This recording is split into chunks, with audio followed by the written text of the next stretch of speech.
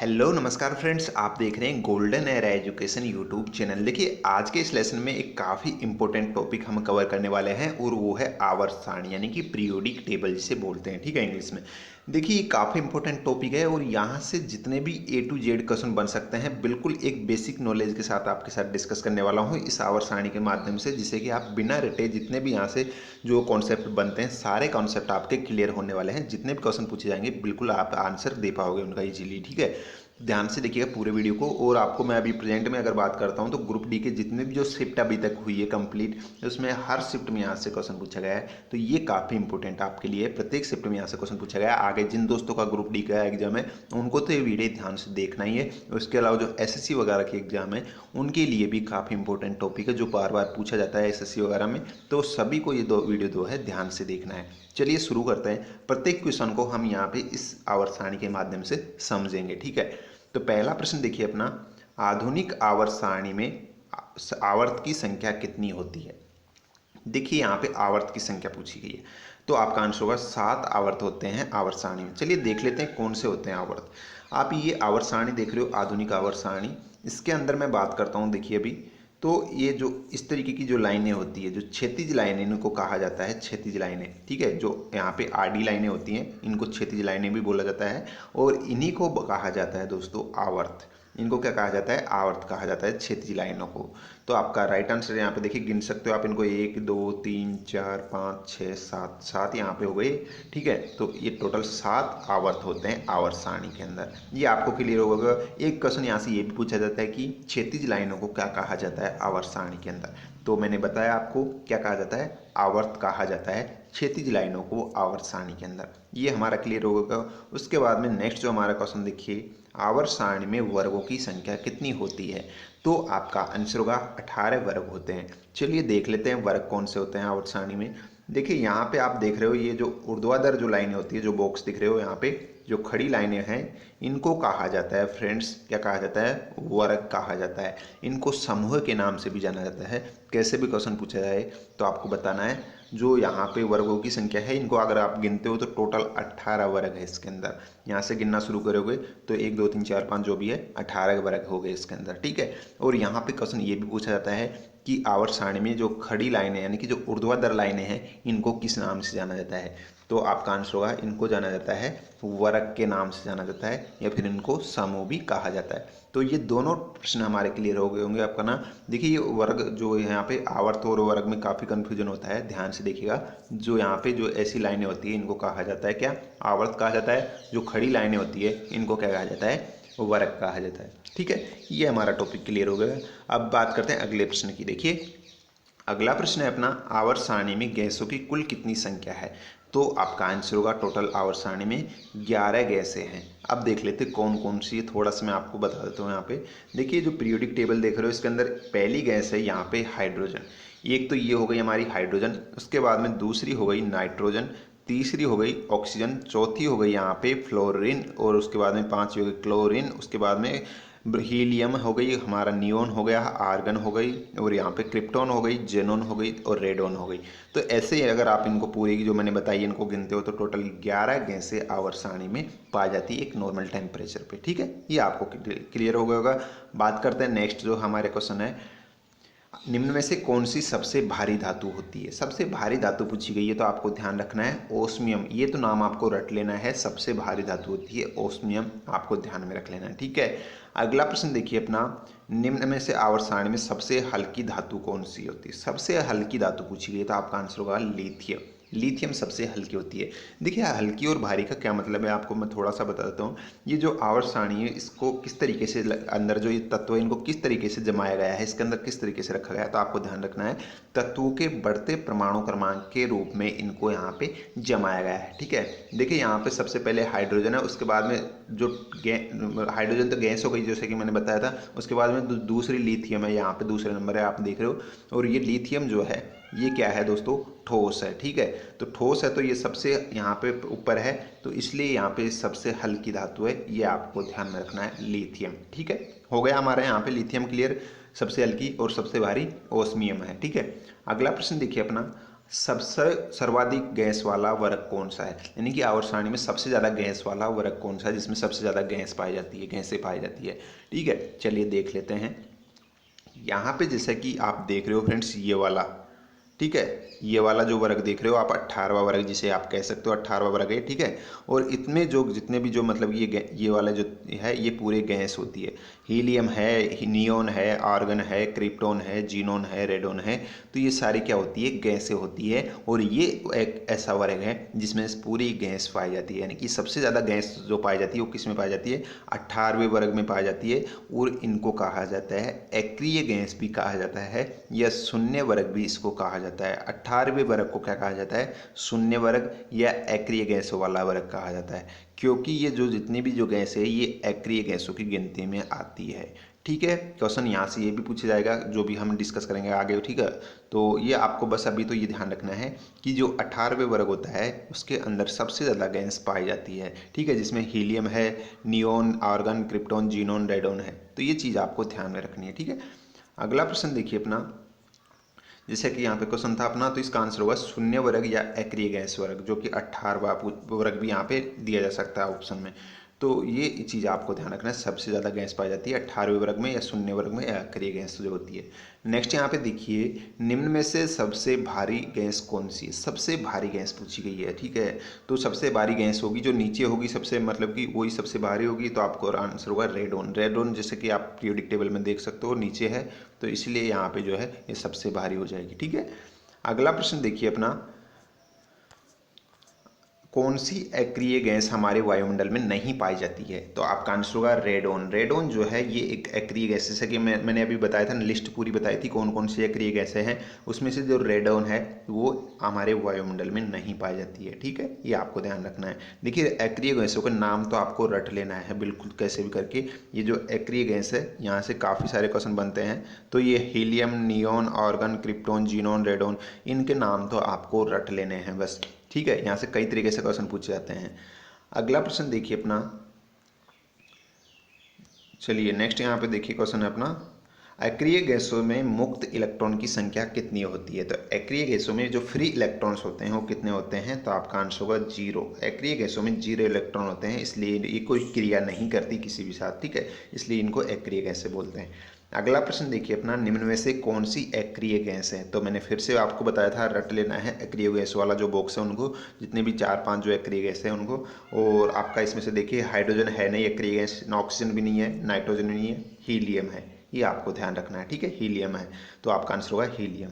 अगला प्रश्न देखिए, आवर्त सारणी में सबसे क्रियाशील अधातु कौन सा है। सबसे क्रियाशील अधातु पूछा है, यहाँ पे ध्यान रखना है, धातु और अधातु में आपको ध्यान रखना है। ये अधातु पूछ रहा है सबसे क्रियाशील, तो आपका आंसर होगा, देखिए यहाँ पे 2 ऑप्शन एक जैसे हो गए, यहाँ पे फ्लोरीन होना चाहिए था। मैं आपको बता दूँ सबसे जो अक्रियाशील अधातु है वो है फ्लोरीन, तो इसको आप थोड़ा सा करेक्शन कर लीजिएगा। फ्लोरीन सबसे क्रियाशील अधातु की गिनती में आता है। ठीक है, अगला प्रश्न देखिए अपना, सर्वाधिक आयनन विभव वाला तत्व कौन सा है। तो आपका आंसर होगा, सर्वाधिक आयनन विभव वाला तत्व होता है हीलियम।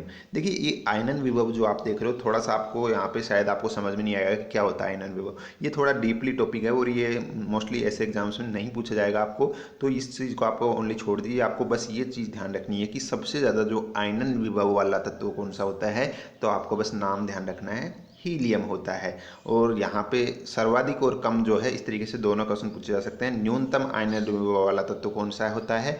तो आपका आंसर होगा ये होता है सीजियम। तो दोनों क्वेश्चन आपको ध्यान रखना है, सर्वाधिक आयनन विभव हो जाएगा हीलियम और न्यूनतम आयनन विभव हो जाएगा सीजियम। बस ये इतना सा आपको ध्यान में रखना है। अगला प्रश्न देखिए अपना, विद्युत का एकमात्र सुचालक अधातु कौन सा है। सुचालक अधातु पूछा गया यहाँ पे, ना कि धातु। धातु तो सभी सुचालक होंगे, लेकिन यहाँ पे जो अधातु है वो कौन सा है जो सुचालक होता है विद्युत का। तो आपका आंसर होगा ये होता है ग्रेफाइट। देखिए जो ग्रेफाइट है ये एक अधातु की गिनती में आती है। ग्रेफाइट आपको ध्यान रखना है अधातु है, लेकिन ये विद्युत का सुचालक होता है। ठीक है, इसमें करंट का फ्लो होता है, क्योंकि इसमें मुक्त इलेक्ट्रॉन, फ्री इलेक्ट्रॉन पाए जाते हैं। ठीक है, इसीलिए यहाँ पे विद्युत का सुचालक होता है। विद्युत का सुचालन कब होता है, जब किसी भी तत्व के अंदर फ्री इलेक्ट्रॉन्स होते हैं, मुक्त इलेक्ट्रॉन होते हैं, जब भी उसके अंदर विद्युत जो है चालक होता है विद्युत का। अगला प्रश्न देखिए, निम्न में से कौन पौधे के पर्ण में पाए जाने वाला धातु तत्व कौन सा है? जो पौधे के पर्ण में कौन सा धातु पाया जाता है, तो आपका ध्यान रखना है, ये पाया जाता है पौधे के पर्ण में मैग्नीशियम पाया जाता है, ठीक है, जिसका प्रतीक है Mg।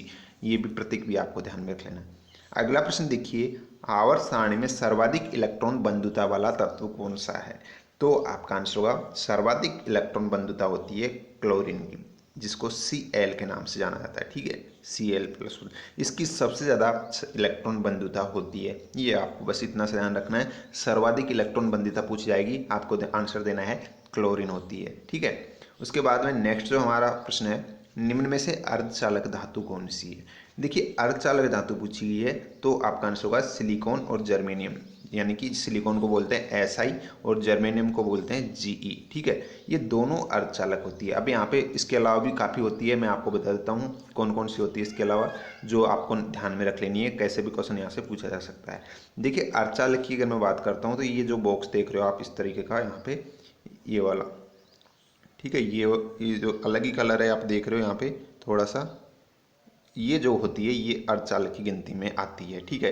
अर्धचालक या फिर इनको सेमीकंडक्टर मेटल्स भी इंग्लिश में बोलते हैं, सेमीकंडक्टर, ये आपको ध्यान रखना है। ये देखिए यहाँ पे ब्रोमीन है, सॉरी बोरोन है, सिलिकॉन है, जर्मेनियम है, आर्सेनिक है, एंटीमनी है, टेलेरियम है। तो इस तरीके से ये जो है जितनी भी मैंने बताई आपको, ये होती है अर्धचालक धातु, ये ठीक है। इसकी बात करते हैं, देखिए यहाँ पे, तो इसके अंदर मोस्टली ये दो ही पूछी जाती है और दोनों का ही यूज किया जाता है मुख्यतः। काफ़ी सारे जो सेल्स वगैरह का निर्माण होता है, इन दोनों ही अर्धचालकों का निर्माण किया जाता है, जिसमें सिलिकॉन है और जर्मेनियम है। बस ये दो ही इंपॉर्टेंट होते हैं, बाकी कोई यूज नहीं किया जाता है कहीं पे भी, ठीक है, मोस्टली। तो ये आपको ध्यान में रख लेना है, ठीक है। ये अर्धचालक की गिनती में आते हैं, जिनको सेमीकंडक्टर मेटल्स भी बोलते हैं या फिर इनको उपधातु भी बोलते हैं। ये भी आपको ध्यान में रख लेना है, ठीक है। चलिए नेक्स्ट हमारा जो प्रश्न है वो है फ्रेंड्स, देखिए, आधुनिक आवर्त सारणी की खोज किसने की थी? आधुनिक आवर्त सारणी जो मैंने आपको ऊपर बता रहा हूँ मैं आपको, इसकी खोज किसने की थी? तो इसकी खोज की थी मोजले ने। मोजले के द्वारा ही इसकी आधुनिक आवर्त सारणी की खोज की थी। वैसे मैं अगर प्रारंभिक आवर्त सारणी की मैं बात करता हूँ, जो सबसे पहले आवर्त सारणी की जो परिकल्पना दी थी, नियम दिया था, वो दिया था मेंडलीफ ने। ये भी आपको ध्यान रखना है। लेकिन जो अभी आवर्त सारणी हम यूज कर रहे हैं, आधुनिक आवर्त सारणी जिसे बोलते हैं, इसकी खोज की थी मोजले के द्वारा, ठीक है, ये आपको ध्यान रखना है। अगला प्रश्न देखिए, आधुनिक आवर्त सारणी में तत्वों को किस क्रम में रखा गया है? तो आपका आंसर होगा, तत्वों को रखा गया है परमाणु क्रमांक के बढ़ते क्रम में। वेरी वेरी इंपॉर्टेंट प्रश्न है, ये काफ़ी बार पूछा जाता है। तो जो आधुनिक आवर्त सारणी है, इसके अंदर जो तत्वों को सेट किया गया है, जो जमाया गया है तत्वों को, वो किस तरीके से जमाया गया है? तो जो तत्वों का परमाणु क्रमांक है, उसके बढ़ते क्रम में उनको जमाया गया है, यानी कि सबसे कम परमाणु क्रमांक वाला तत्व ऊपर, फिर उससे ज़्यादा नीचे, फिर उससे ज़्यादा नीचे, इस तरीके से बढ़ते क्रम में उनको लिखा गया है, ठीक है। चलिए नेक्स्ट क्वेश्चन देखिए अपना, एस उपकोष में कितने इलेक्ट्रॉन पाए जाते हैं? तो आपका आंसर होगा, एस उपकोष में पाए जाते हैं टोटल यहाँ पे 2 इलेक्ट्रॉन। देखिए उपकोष की अगर मैं बात करता हूँ, तो देखिए कितने उपकोष होते हैं, एक तो एस उपकोष होता है, एक पी उपकोष होता है, एक डी उपकोष होता है, एक एफ उपकोष होता है। इस तरीके से ये उपकोष होते हैं, ठीक है। और इसके अंदर मैं बात करता हूँ सबसे पहले जो एस उपकोष है, तो एफ उपकोष के अंदर 2 इलेक्ट्रॉन पाए जाते हैं। उसके बाद में दूसरा जो पी उपकोष है, उसके अंदर 6 इलेक्ट्रॉन पाए जाते हैं। उसके बाद में जो डी उपकोष है, उसके अंदर पाए जाते हैं कितने, 10 इलेक्ट्रॉन। और जो एफ उपकोष है, उसके अंदर पाए जाते हैं टोटल 14 इलेक्ट्रॉन। तो इस तरीके से आपको ये सारी चीज़ें ध्यान में रख लेनी है, कैसे भी किससे भी क्वेश्चन पूछा जा सकता है। एफ उपकोष पूछा जा सकता है, डी पूछा जा सकता है, पी पूछा जा सकता है। अगला प्रश्न देखिए, अब तक कितने तत्वों की खोज की जा चुकी है? तो आपका आंसर होगा, अब तक 118 तत्व जो है आवर्त सारणी में खोजे जा चुके हैं। आवर्त सारणी में जो रखे गए हैं 118 तत्वों की खोज की जा चुकी है। अगला प्रश्न देखिए, आवर्त सारणी में धातु की संख्या कितनी है? देखिए आवर्त सारणी में धातु की जो संख्या है, टोटल 22 धातुएं उपलब्ध है आवर्त सारणी के अंदर। टोटल 22 धातुएं हैं, जिसके अंदर एक तो द्रव अवस्था में पाई जाती है एक धातु, तो वो भी मैं आपको बताऊंगा। 10 उसके अंदर ठोस अवस्था में पाई जाती है और 11 गैसीय अवस्था में पाई जाने वाली धातु है। तो ये बिल्कुल आपको ध्यान में रखना है। एक बार फिर से मैं रिपीट कर रहा हूँ, आवर्त सारणी में 22 धातुएं होती हैं, जिसमें एक द्रव अवस्था में पाई जाती है, जो कौन सी आपको याद हो तो बता दूं मैं, पारा जो धातु है, धातु की गिनती में आती है। और ये कौन सी अवस्था में पाया जाता है?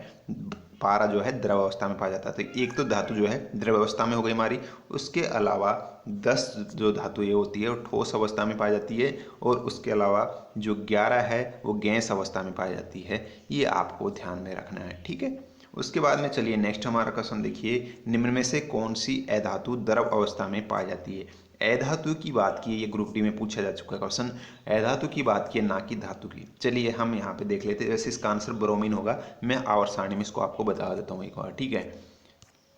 चलिए, ये जो आवर्त सारणी आप देख रहे हो, इसके अंदर उसने पूछा है क्वेश्चन में कि कौन सी अधातु द्रव अवस्था में पाई जाती है, ठीक है। अधातु की बात कर रहे हैं, तो देखिए अधातु जो होती है, आप जो ये वाला जो ये कलर देख रहे हो, ये वाला ये थोड़ा सा इस तरीके का कलर देख रहे हो, ये वाला, ये पूरी जो है अधातु होती है, ठीक है। अधातु की गिनती में आती है। और जो ये अक्रिय गैसें होती है, ये भी अधातु की गिनती में आती है। तो इनको मिलाकर ये पूरी क्या है, अधातुएं हैं यहाँ पे, ठीक है। ये आपको ध्यान रखना है। अब इसके से अंदर ये आप एक अलग ही कलर देख रहे होंगे, एक ग्रीन कलर का Br लिखा हुआ है, ठीक है। Br यानी कि ब्रोमीन।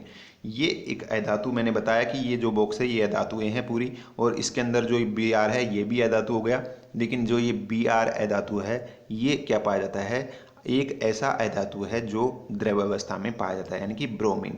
ये आपको ध्यान रखना है। और जैसे कि मैंने पारे की बात की थी, तो ये जो ये पूरी है ये धातुओं की गिनती में आती है इधर, ये ठीक है। और इसके अंदर ये जो Hg दिख रहे हो आप, ये पारा, ये भी क्या है, धातु है। और ये एकमात्र धातु है जो द्रव अवस्था में पाया जाता है। तो धातु पूछा जाए तो आपको बताना है पारा पाया जाता है द्रव अवस्था में, और अधातु पूछा जाए तो जो ब्रोमीन है वो पाया जाता है द्रव अवस्था के अंदर। तो ये दोनों तरीके से क्वेश्चन पूछे जाते हैं यहाँ पे, ठीक है। ये आपको ध्यान में रखना है। उसके बाद में देखिए अपना जो नेक्स्ट क्वेश्चन है अपना, उसके बाद में देखिए ये रहा अपना नेक्स्ट क्वेश्चन, विद्युत का सबसे अच्छा सुचालक कौन सा है। विद्युत का सबसे अच्छा चालक क्या है इनमें से, तो आपको पता ही होगा, ये तो कॉमन सा क्वेश्चन है। चांदी जो है विद्युत का सबसे अच्छा चालक होता है, ठीक है। अगला प्रश्न देखिए अपना, निम्न में से सबसे चमकदार अधातु पूछी गई। यहाँ पे अधातु की बात की है, ठीक है। तो सबसे चमकदार अधातु है वो कौन सी है, तो वो है दोस्तों हीरा। हीरा जो है अधातु की गिनती में आता है, ये आपको ध्यान रखना है। इसके अंदर करंट का फ्लो नहीं होता है। उसके बाद में देखिए नेक्स्ट जो पूछा गया है, सूर्य ब्रह्मांड में पाए जाने वाला सबसे अधिक तत्व कौन सा है। जो सूर्य है, ब्रह्मांड है, तारे हैं, इनमें सबसे ज़्यादा तत्व कौन सा पाया जाता है, तो आपका आंसर होगा ये पाया जाता है हाइड्रोजन। देखिए जो हाइड्रोजन गैस है वो सबसे ज़्यादा पाई जाती है सूर्य, जो ब्रह्मांड वगैरह होता है उसके अंदर, ठीक है। और अगर बात करते हैं देखिए नेक्स्ट क्वेश्चन की, हम परमाणु रिएक्टर में कौन सी अभिक्रिया होती है।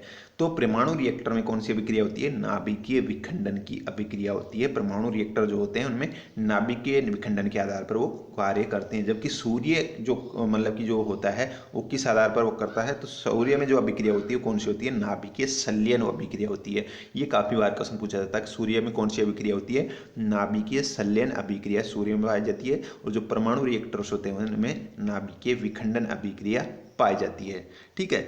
चलिए नेक्स्ट क्वेश्चन देखिए अपना, आवर्त सारणी में सबसे हल्की अधातु गैस कौन सी है। सबसे हल्की अधातु गैस पूछी गई है यहाँ पे, तो आपका आंसर क्या हो जाएगा, ये हो जाएगा हाइड्रोजन। सबसे हल्की अधातु गैस कौन सी हो जाएगी, हाइड्रोजन हो जाएगी, ठीक है। क्योंकि इसका द्रव्यमान कम है, मैंने आपको बताया था, ये टॉप पे इधर कॉर्नर में है हाइड्रोजन, और ये इसलिए जो है सबसे हल्की अधातु गैस हो जाएगी, ठीक है। कॉर्नर में इधर मैंने बताया था, यहाँ पे टॉप पे है हीलियम हाइड्रोजन, ठीक है। एच जिसका प्रतीक होता है। अगला प्रश्न देखिए अपना, मानव शरीर में सबसे ज्यादा मात्रा में पाए जाने वाला तत्व कौन सा है। तो मानव शरीर में सबसे ज्यादा तत्व कौन सा पाया जाता है, आपका आंसर होगा ऑक्सीजन। ऑक्सीजन सबसे ज्यादा इनमें से जो है मानव बॉडी के अंदर पाया जाता है, और दूसरा सबसे ज्यादा पाया जाता है कार्बन, ठीक है। उसके बाद में देखिए नेक्स्ट हमारा प्रश्न देखिए, वायुमंडल में पाए जाने वाली सर्वाधिक मात्रा वाली गैस कौन सी है। तो ये तो कॉमन क्वेश्चन है, मोस्टली पूछा भी जाता है एग्जाम में, तो आपका आंसर होगा नाइट्रोजन। नाइट्रोजन जो है सबसे ज़्यादा जो है वायुमंडल में पाई जाती है, ठीक है। अगला प्रश्न देखिए, निम्न में से कौन सा हाइड्रोजन के समस्थानिक नहीं है। देखिए ये भी क्वेश्चन पूछा जाता है, हाइड्रोजन के समस्थानिक कौन से निम्न में से नहीं है। तो आपका आंसर होगा इसमें जो प्लूटोनियम है ये हाइड्रोजन का समस्थानिक नहीं है। बाकी का यहाँ पे पूछ ऑप्शन में दिया होगा कि निम्न में से कौन सा समस्थानिक है, तो इनमें से अगर तीनों में से कोई भी आता है तो आपको उनको टिक करना है, नहीं है जो ऑप्शन वो आपको सीधा देना है, ठीक है। तो प्रोटियम है, ड्यूटेरियम है और टाइटेरियम है। ये तीनों जो है हाइड्रोजन के 3 समस्थानिक होते हैं, ये भी आपको ध्यान रखना है, ठीक है। H1 और H2 और H3, ठीक है।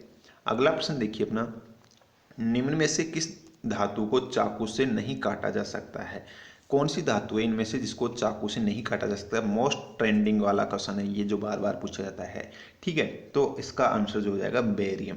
देखिए जो बेरियम है इसको चाकू से नहीं काटा जा सकता है। बाकी की जो लिथियम है, सोडियम, पोटेशियम, इनको चाकू से काटा जा सकता है। और कौन कौन सी है वो भी मैं आपको बता देता हूँ जिनको चाकू से काटा जा सकता है। ठीक है, चलिए आवर्त सारणी की तरफ बढ़ते हैं अपना एक बार।